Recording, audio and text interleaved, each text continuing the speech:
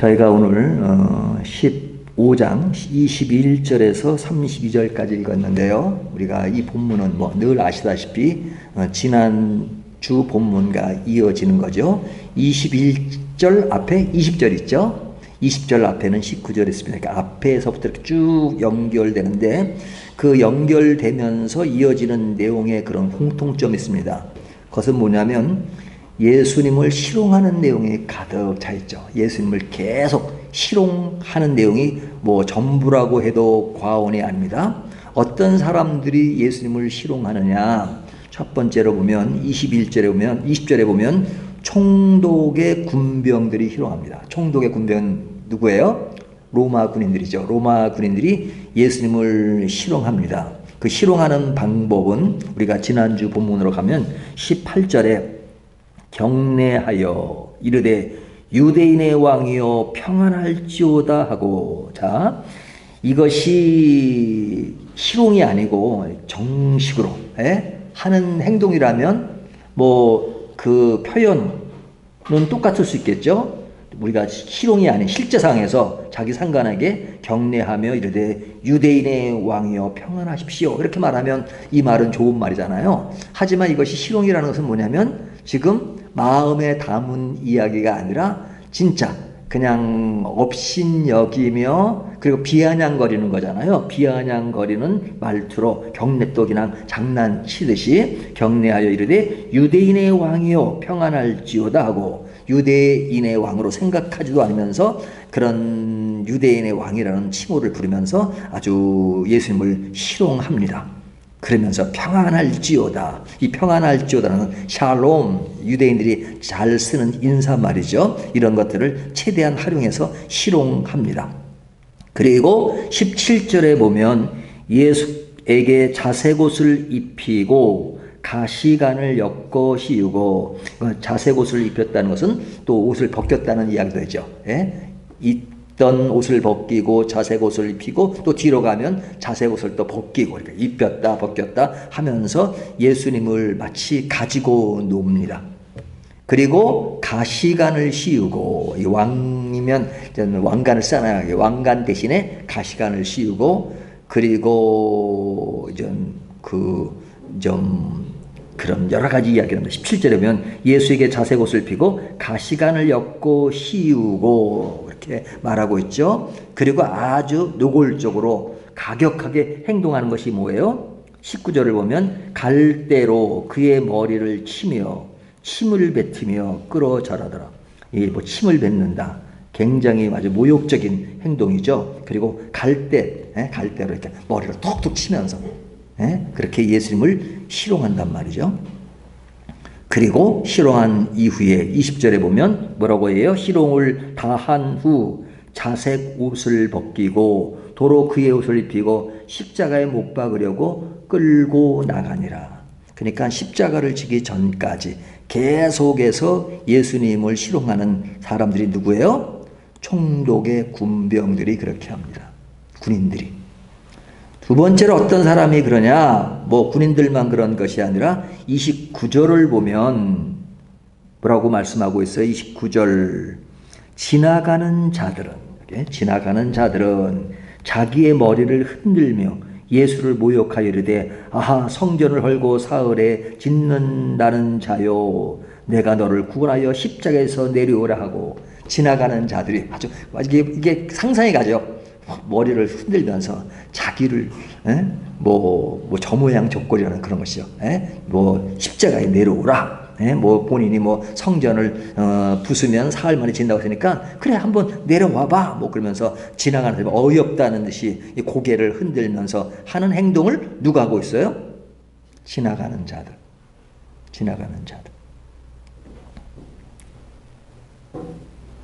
또한 어떤 사람들이 예수님을 희롱하느냐? 31절을 보면요.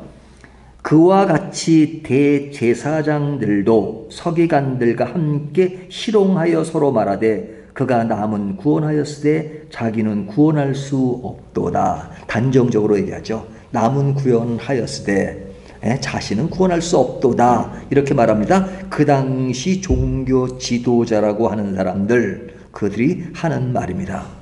그러면서 그들이 이스라엘 왕 그리스도가 지금 십자가에서 내려와 우리가 보고 믿게 할조다. 당신이 진짜 메시아고 이스라엘 왕이면 내려와 보시오. 그래서 우리를 믿게 하시오. 라고 아주 조롱을 하고 있습니다. 그러면서 하는 말이 남은 구원하였다고 하면서 자신은 구원하지 못하니까 당신은 아무것도 아니야. 라는 그런 뉘앙스를 가지고 있잖아요.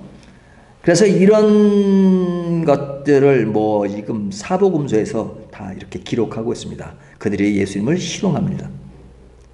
그리고 하나님의 아들이라 하였으니 하나님이 너를 구원하지 않겠느냐 하면서 아주 조롱합니다. 이것이 이제 뭐 사복음서에 보면 좀 다른 표현들이 있는데 그렇게 표현합니다. 그러니까 여기 보면 군인들이 조롱하고요, 지나가는 자들이 희롱하고요, 대제사장 서기관 장로들이 예수님을 조롱하고 희롱하고 그럽니다. 그런데 그들뿐 아니라 예수님 옆에 누가 있었어요? 두 명의 강도가 있었잖아요. 두 명의 강도들이 어떻게 표현하느냐, 여기 보면 마태는 그들이 욕했다, 예수님을 욕했다라고 말하고 있습니다. 마태복음 27장 40절에 보면 그들이 욕했습니다. 그러니까 십자가에 같이 있는 사람이 욕을 하고 지나가는 사람이 욕을 하고 또 희롱하고 군인들이 희롱하고 또 그 당시에 종교 지도자라고 하는 사람들이 한결같이 예수님을 희롱했습니다. 그 희롱하는 내용의 특징이 뭐냐? 하나님의 아들이라 그랬지 네가 하나님의 아들이냐 하는 것이죠. 또 유대인의 왕임을 강조하면서 희롱합니다. 내가 유대인의 왕, 너 하나님의 아들 아니다 이거죠. 그리고 그들은 예수님에게 그 아주 신체적인 그런 충격을 가합니다. 이렇게 침을 뱉고 또 치고 때리고 하는 그런 희롱을 합니다. 자, 이와 같은 것들을 우리가 옛날에 보면 전 영화 같은 거 보면 전 그런 예수님이 그런 십자가를 질 때 고난 당하는 것을 아주 이렇게 고난 받는 장면으로 깊게 묘사한 영화들이 있잖아요. 거기에 보면 예수님의 그 어떤 그 모습이 아주 피로 아주 잔뜩하고 그리고 아주 그들이 난폭하게 하는 그런 내용들을 보잖아요. 그러니까 뭐 그 내용이 아주 그냥 그런 걸 리얼하게 표현하고 있는 것이 우리의 마음속에도 예수님이 얼마나 힘들게 당하고 있다는 것을 지금 이렇게 상상할 수 있죠. 근데 이렇게 사람들이 예수님을 힘들게 하고 했을 때 예수님의 반응은 어떠했는가? 예수님의 반응은 그냥 뭐 한마디로 표현하면 성경의 표현대로면 도살장에 끌려가는 어린 양과 같도다. 도살장에 끌려가는 어린 양, 반항할 수 없는 그냥 묵묵히 그냥 끌려가지 않으면 안 되는 그런 어린 양을 연상하게 되잖아요. 그래서 그 내용 23절에 보면 23절에 모략을 탄 포도주를 주었으나 예수께서 받지 아니하시니라. 모략을 탄 포도주. 이것은 전 십자가에 달리면 이제 굉장히 아프잖아요. 이게 생살에 못을 박으니까. 그러니까 그 당시에는 마취제가 없었으니까 이런 것을 통해서 좀 완화할 수 있는 것이에요. 근데 얼마나 완화가 되겠어요. 하지만 예수님이 그런 것들에 대해서 전혀 받아들이지 않고 그냥 그대로 있는 그 아픔을 그대로 다 받아들인다는 의미를 담고 있습니다. 그러니까 그들의 희롱의 범위가 넘쳐. 아주 상식을 뛰어넘어요. 하지만 그런 것에 대해서 포도주를 받지 않으셨다는 그 의미 속에는 무엇을 담고 있냐면 그렇게 행하는 것에 대해서 예수님은 그냥 맞서지 않고 있는 그대로를 다 받아들였다. 다 본인이 다 그냥 크기로 오는 것을 다 받으셨다 이거. 그러니까 있는 그대로 그냥 그것을 다 짊어지셨다 하는 것을 이야기하죠. 그 십자가라고 하는 것은 우리는 알고 있잖아요. 어떤 십자가인지. 인간을 구원하기 위해서 모함과 희롱과 실제 처형을 다 받으셨습니다. 이 모든 것은 죄인된 우리 인간을 위한 것이잖아요. 그분은 실제로 하나님이시며 하나님의 아들이시며 유대인의 왕이셨습니다. 그런 하나님의 아들, 그분이 이렇게 우리를 위해서 그런 고난과 고통을 다 받는 줄을 모르고 사람들은 자기들이 우위에 있는 것처럼 희롱하고 조롱하면서 막 그냥 뭘 모르고 그렇게 막 하고 있죠. 예수님은 그것을 다 받으셨습니다. 근데 성경을 보면 그들은 진짜 뭐가 뭔지를 모르고 행하고 있어요. 근데 예수님은 다 알고 계시죠. 알면서 그것을 다 받으시죠. 왜? 우리 죄를 위해서. 근데 그들이 그런 것을 모르면서 이렇게 행해지는 것이 있어요. 십자가를 못 박는 것도 인간이 못을 받고, 그리고 위에다가 딱 글을 써놨잖아요. 뭐라고 썼어요? 유대인의 왕이라고. 유대인의 왕이라고 글을 쫙 써놨습니다. 십자가에 붙인 겁니다. 근데 그것은 사실이죠. 그들은 비아냥거리듯이 유대인의 왕이라고 하는 것, 메시아라고 하는 그 의미를 담고 있죠. 그런 것을 써놓고 비아냥거리고 희롱하는 것으로 그런 것들을 다 담았지만, 실제로는 그 메시지가 실제로 주님은 유대인의 왕이시다, 하나님의 아들이다 하는 것을 다 담고 있는 겁니다. 그래서 우리가 예수님이 하나님의 아들이라는 것을 오늘 본문만 딱 뜯어보면 사실은 예수님이 하나님의 아들로서의 모습이 아니라 계속 사람들에 의해서 희롱과 어려움을 당하는 고난 속에 계신 예수님만 묘사되고 있잖아요. 그러니까 마가는 이 글을 기록하면서 그냥 예수님 고통을 당하신다, 그것만 기록했을까요? 마가의 분명한 의도는 뭐냐면 고난당하는 것이 우리의 죄를 위한 것이다, 우리의 구원을 위한 것이다. 그러면서 구원을 바라보는 우리들의 모습은 어때야 되고 어떤 자세로 이 본문을 받아들여야 되는가 하는 것들을 그 속에 어떤 그 힌트를 주고 있단 말이죠.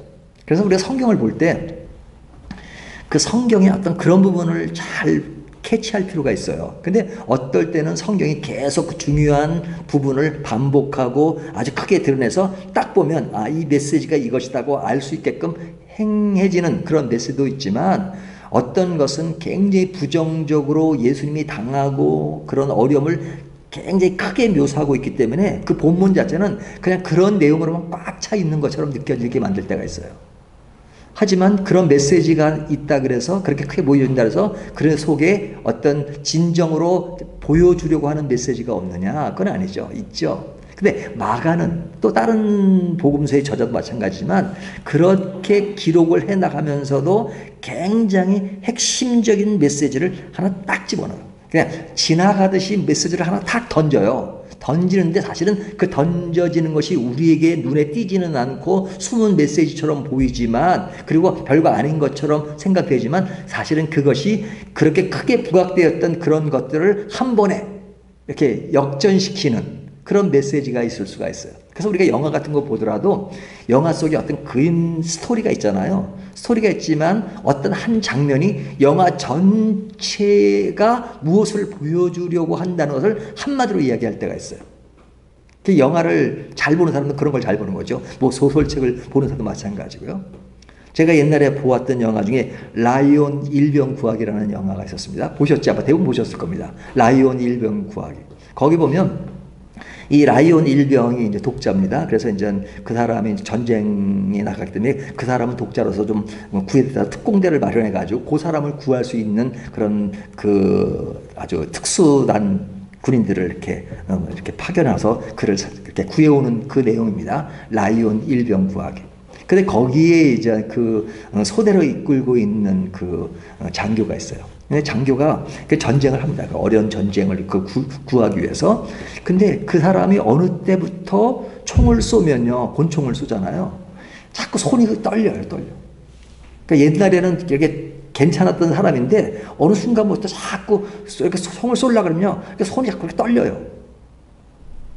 그냥 처음에는 그 손 떨리는 게 뭐 그냥 그런가 보다 보지만 영화는 자꾸만 그런 손 떨리는 장면을 나올 때마다 거기에 클로즈업합니다. 자꾸 손을 이렇게 떨려요. 근데 이제 그 사람이 죽기 얼마 전에 이제 마지막 전투에서 이제 독일군 탱크가 막 옵니다. 그러니까 탱크를 향해서 이제 총을 쏩니다. 총을 쏘는데 이게 흘려요. 자꾸 흔들려요.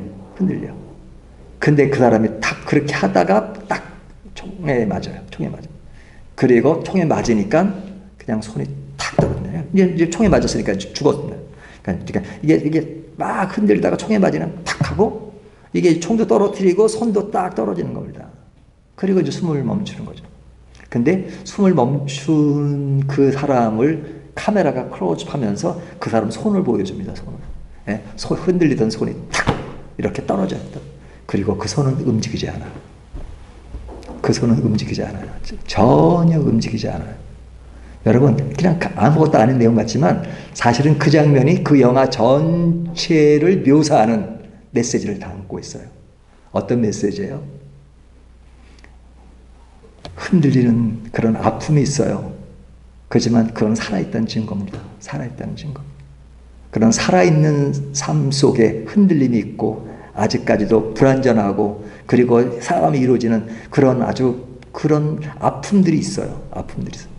그러나 흔들리고 있다는 것은 죽었다는 말은 아니에요. 살아있다는 거예요.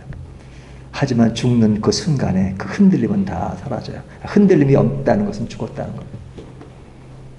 저는 그 영화를 보면서 그 장면 하나로 이 전체 영화를 커버할 수 있다는 그 메시지, 야, 글을 써도 저렇게 하나가 저렇게 전체를 커버할 수 있는 그런 글을 잘 쓰면 좋겠다라는 그런 도전을 받을 때가 있거든요. 근데 그 영화뿐인가요?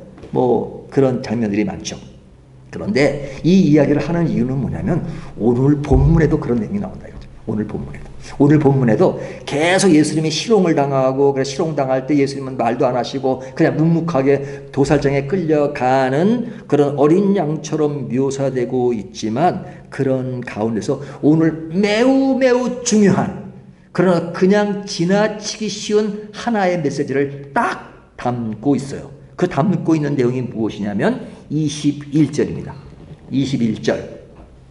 마침 알렉산더와 루포의 아버지인 구레네 사람 시몬이 시골로부터 와서 지나가는데 그들이 그를 억지로 같이 가게 하여 예수의 십자가를 지우고 그러죠. 자, 여기 이 구레네 사람 시몬에 대한 얘기가 나오고 그리고 22절부터 되어지는 이야기는 그 얘기는 없습니다. 단 한 절로 이 사람의 얘기는 끝납니다. 그리고 22절부터 예수님이 십자가 위에서 고난당하시는 그런 이야기를 쭉 하고 이어집니다. 그리고 죽으시는 이야기가 이렇게 전개되잖아요. 그런데 이 사람의 이야기는 딱 한 절, 21절 딱 한 절입니다. 한 절인데 그냥 십자가를 졌다 하는 얘기니까 뭐 그냥 별거 아닌 것처럼 지나칠 수 있습니다. 하지만 마가가 이 글을 썼을 때는 아이고 뭐 그냥 심심하니까 이걸 한번 넣어봐 이러지 않죠. 여러분 영화 제작하는 사람들이요 3초의 한 씬을 집어넣기 위해서 어떨 때는 이틀 3일 걸리고 어떨 때 한 달도 걸려서 그 3초짜리 씬 딱 한 카트를 넣을 때도 있어요. 근데 그것을 그냥 아무런 의미 없이 그렇게 시간을 많이 쓰면서 넣을까요? 아닙니다. 굉장히 큰 짧은 거지만 의미를 담겨있기 때문에 그렇게 하는 거예요. 한 카트도 버릴 것이 없을 때가 많죠. 근데 이 사람에 대한 얘기가 굉장히 뜯어보면 큰 것입니다. 자, 이 사람은 어떤 사람이에요? 21절을 다시 봅니다. 마침 알렉산더와 루포의 아버지인 구레네 사람이 시골로부터 와서 자, 이 사람은 어떤 사람이에요? 시골로부터 온 사람, 시골로부터 왔어요. 시골로부터. 그러니까 그 사건은 지금 예루살렘에서 벌어지고 있잖아요. 시골로부터 온 사람의 이야기입니다. 그러니까 시골로부터 왔는데 이 사람이 어떤 십자가와 뭐 특별히 관련이 있는 것이 아니었어요. 그냥 지나가는 사람이었습니다. 21절 다시 보면요. 시골로부터 와서 지나가는데 그러니까 십자가와 연결되고 그 사건과 아무 연결가 되어 있지 않아요. 그냥 시골에서 그냥 우연히 온 겁니다. 와서 지나가는 길에 본 것이 십자가와 맞닿아버린 거예요. 그러니까 십자가의 사건을 우연히 보게 된 것이다 이거죠. 우연히 보게 되었다. 그냥 지나가는 사람이에요. 자, 그냥 지나가는데 본의 아니게 로마 군인이 그를 잡았습니다. 이봐. 이리 와. 그런 거죠. 이리 와. 그러니까 이 사람은 그냥 시골에서 와가지고 그 길을 지나가고 있는데 그냥 갑자기 군인이 불러. 이리 와봐. 저기 보면 옛날 그 논산 훈련소에서 생각이 납니다. 이 논산 훈련소 가면 그 훈련병으로 하기 전에 이제 대기 기간이 있어요. 보충돼 있어요. 그러면 그때는 이제 뭐 아무것도 안 하고 그냥 뭐 신체 검사 받고 있는데 이게 그 지나가다가 누가 잡아요. 막 잡아가지고 사역을 막 시켜요. 뭐 이것도 시켜줘. 그러니까 안 걸리려고 막 그러죠. 근데 그다 안 걸릴 수가 없어요. 잡히면 오늘은 또 저기 가서 뭐 집진 데 가서 모래 날리라 그러고 뭐 하여튼 그런 게 걸렸단 말이죠. 물론 이제 오래전 70년 당대 얘기지만 그것처럼 이 사람도 그냥 시골에서 내려와 가지고 이제 이렇게 뭐 그냥 지나가는데 그러니까 십자가에 이제 지는 그런 장면이었습니다. 근데 전혀 그런 거 뭐 알지도 못하고 지나가는데 로마 군인이 잡아가지고 이리 와 이리 와 가니까 예 그러니까 너 지금 이 십자가 좀 지고 가 이렇게. 그러니까 이 사람이 지나가는데 십자가를 내가 져라 이렇게 한 겁니다. 그러니까 이제 이 사람 속으로 어떻게 생각했겠어요? 오늘 재수 되게 없는 날이네. 재수 되게 없는 날이네. 뭐 그런 말을 했는지 아닌지 모르지만은 뭐 충분히 상상이 가잖아요. 이게 뭐 본의 아니게 이제 십자가를 지게 된 것입니다. 근데 이 십자가 사건이 사실은 우리는 이미 다 알고 있지만 그 역사적으로 굉장히 큰 사건이잖아요. 근데 이 사람이 역사의 큰 사건인 줄 알지 못하고 우연히 지나가는데 십자가를 지게 됐는데 그 큰 사건에 자기도 모르게 말려든 것입니다. 근데 그 말려들어서 자기 혼자는 이런 일들이 왜 나에게 일어났는가 생각지도 않고 계획도 없던 일인데 그리고 생각했을런지 모르죠. 근데 마가복음에서는 이 사람의 이야기를 단 한 절로 끝이 납니다.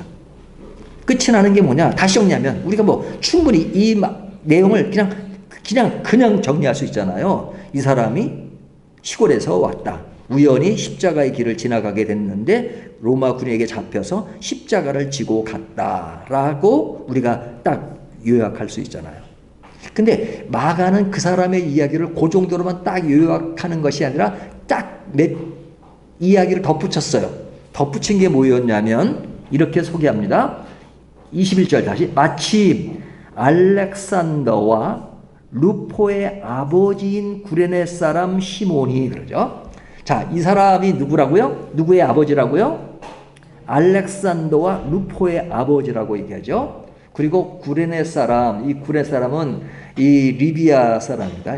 이렇게 리비아에 그러니까 시골에서 왔다 그러지만 이제 외국에서 온 것이죠. 이 구레네 사람 시몬이 왔는데 이 사람의 이름은 시몬이에요. 시몬. 근데 그의 아들이 누구냐? 알렉산더와 루포라는 겁니다. 근데 우리가 성경을 보면 대체적으로 누구를 소개할 때 누구의 아들이라고 소개하죠. 예? 이 사람은 누구의 아들이다. 왜? 그 아들이 주 포커스가 되고 주 멤버가 되고 그리고 그거는 누구의 아들이었다. 누구의 후손이었다. 라는 쪽으로 대부분 성경 이야기는 대부분 후손 쪽의 이야기가 됩니다. 근데 이 사람은 지금 그 사람 뭐 알렉산더 루포의 아들 시몬이 아니에요. 알렉산더와 루포의 누구라고요? 아버지라 그래요. 아버지라고 합니다. 그러니까 이 사람은 그냥 아버지라고 소개한다는 것이 독특해요. 그럼 왜 아버지로 소개를 했을까? 그것에는 다 이유가 있는 것이죠. 그 이유가 무엇이냐 하는 것이죠. 그 이유는 그가 아버지로서 그 아들 알렉산더와 루포에게 아버지로서 어떤 영향을 그에게 주었다는 겁니다. 그 영향이 무엇인가? 우리가 성경을 보면요. 우리 성경 하나를 좀 찾아볼까요? 로마서를 한번 찾아볼까요? 로마서 16장. 로마서 16장 13절. 예, 중요합니다. 로마서 16장 13절 262쪽입니다. 한번 13절을 같이 한번 읽어볼까요? 시작. 주 안에서 택하심을 입은 루포와 그의 어머니에게 문안하라. 그의 어머니는 곧 내 어머니니라. 와, 바로 서프라이즈. 자, 보세요. 지금 로마서는 사도 바울이 어디에다가 편지를 쓴 거예요? 로마 교회에다 편지를 보낸 거죠. 그래서 그 16장을 보면 그 로마 교회의 주요 인물들을 다 언급합니다. 그리고 문안합니다. 근데 여기 뭐라고 얘기하냐면 주 안에서 택하심을 입은 루포가 누구예요? 시몬의 아들. 시몬의 아들입니다. 그의 어머니에게 문하라. 그의 어머니는 누구예요? 시몬의 아내죠.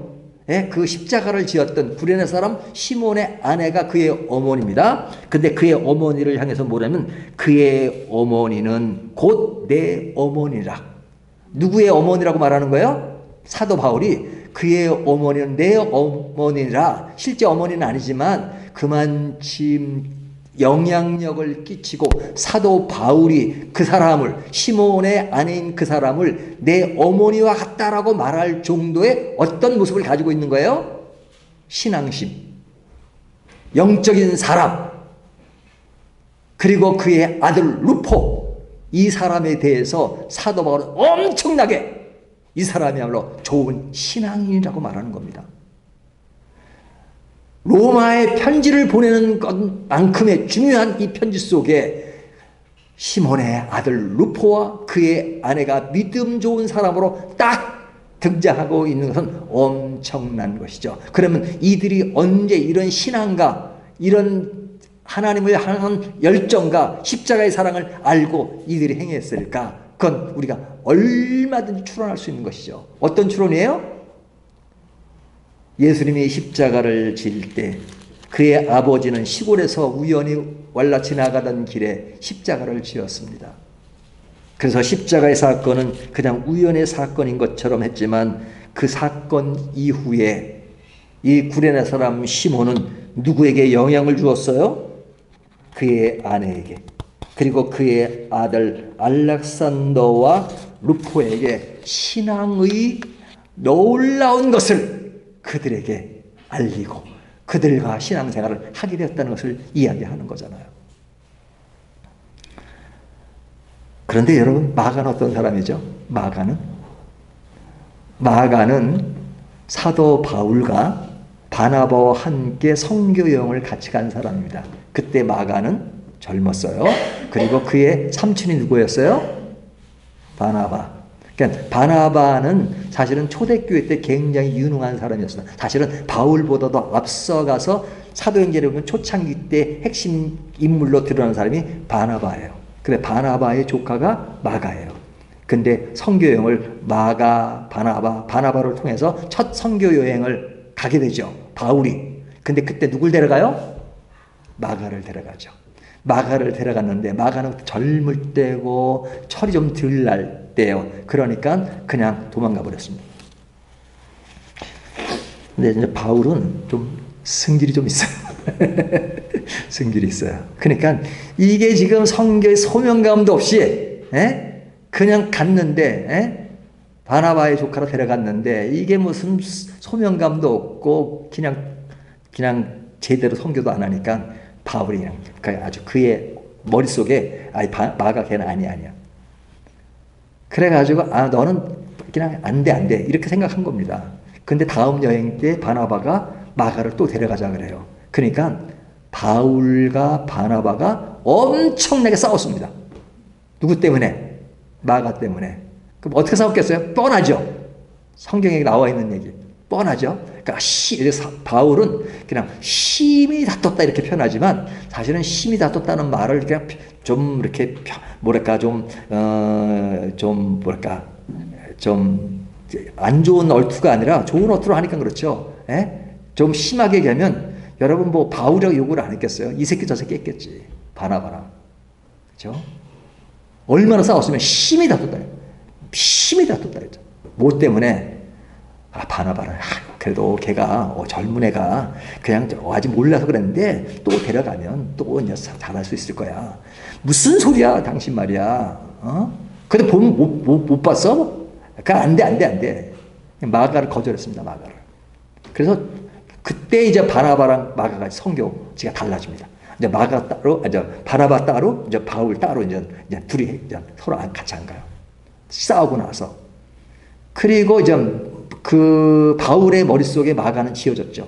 지어졌다는 것은 그는 조금 아직이 아니라 그냥 그 상식 이하로 이렇게 평가를 해버린 겁니다. 그런데 나중에 바울이 마가를 받아들이게 됐어요. 받아들이게 된 것은 마가가 그만큼 또 다시 이렇게 깨우침이 있었고, 그래서 마가를 받아들이고 마가와 같이 하게 됩니다. 그래서 그 바울이 이제 마가를 굉장히 아끼는 그 이야기들이 또 나오기 시작합니다. 그러니까 그런 마가가 형편없던 사람, 근데 이 마가란 사람은 얼마만큼 변했느냐, 사복음서의 하나인 마가복음을 기록할 정도의 변화가 있었다고요. 그리고 마가복음 속에 자기가 그런 십자가에서 예수님이 끌려가실 때 도망했던 얘기를 그냥 기록할 만큼 자기에 대해서 솔직하고, 그리고 예수님의 십자가 어떤 것인지를 누구보다 잘 아는 마가가 무엇을 기록했어요? 마가복음을 기록했잖아요. 그 마가복음을 기록한 그가 누구의 이야기를 하고 있어요? 구레네 사람 시몬에 대한 이야기를 하고 있단 말이죠. 그렇다면 마가가 그냥 건성으로 그냥 한 구절 가볍게 이 구절을 써 넣은 것이 아닙니다. 그 속에는 너무나도 많은 사연들이 이 속에 함축되어 있고, 그 함축된 내용이 오늘 스토리 전체의 내용을 한마디로 요약하는 겁니다.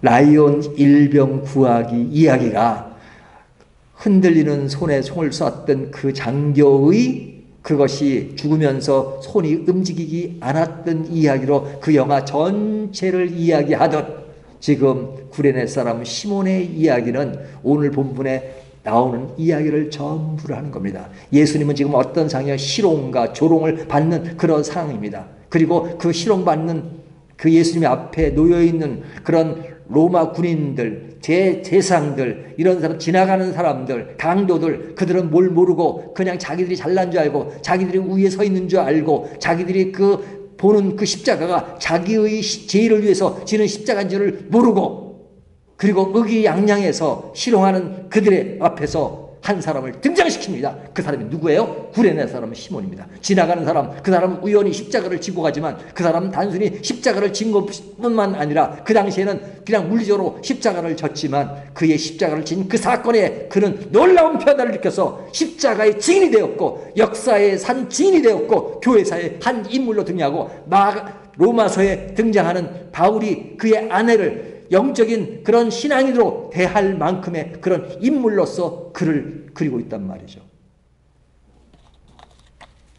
그렇다면 그의 이야기를 단 한 절 집어넣는 그 이유가 무엇일까요? 그 단 한 절의 이야기는 그가 우연히 진 십자가, 자기의 의지로 진 십자가가 아니었지만 그는 그 십자가로 인해서 그의 인생을 완전히 뒤바꾼 것입니다.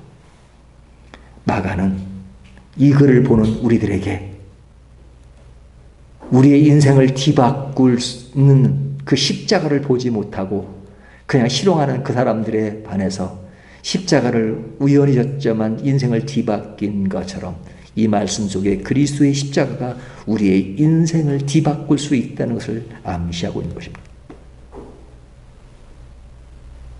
우리의 인생을 뒤바꿀 수 있는 것, 여러분, 이 십자가가 우리의 인생을 뒤바꿀 수 있다는 것을 얼마나 인식하고 살아갑니까? 요즘 계속 우리가 마가복음 하니까 십자가 찬송 부르고 그러잖아요. 아이고, 그냥 요즘에 이렇게 십자가 얘기만 하나. 강의 설교를 하다 보면 항상 거기에 빠질 수밖에 없는 단점도 있어요.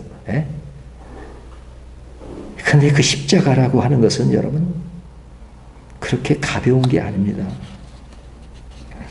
십자가라고 하는 것은 교리의 한 부분으로 끝나는 것이 아닙니다. 우리의 인생을 완전히 뒤바뀐 것입니다.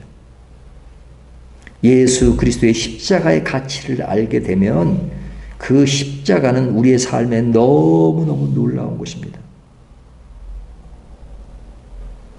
다른 사람들은 종교인으로 시작하여 예수님을 조롱하는 길로 갔습니다. 예수님을 따라다닐 때는 그들도 종교인들처럼 예수님을 따르는 사람처럼 보였지만 그는 예수님을 조롱하는 길로 갔던 사람이 있는가 하면, 구레네 사람은 예수님을 알지도 못하고 우연히 십자가 길을 지나갔지만 우연 속에서 이제는 우연이 아니라 십자가의 진정한 가치를 알고 너무 놀라운 크리스찬으로 바뀐 그의 모습을 보면, 그리고 그의 가족사에 그의 아내와 그의 아들들, 그리고 사도 바울이 그의 아내를 거론할 만큼의 위대한 역사를 낳은 것은 무엇입니까? 바로 그 십자가의 의미와 가치를 알았기 때문입니다.